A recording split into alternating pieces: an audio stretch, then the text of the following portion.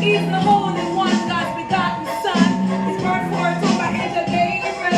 God sent him to a town called Nazareth. The Virgin Mary was chosen while she was engaged to be married to Joseph, who was a descendant of David.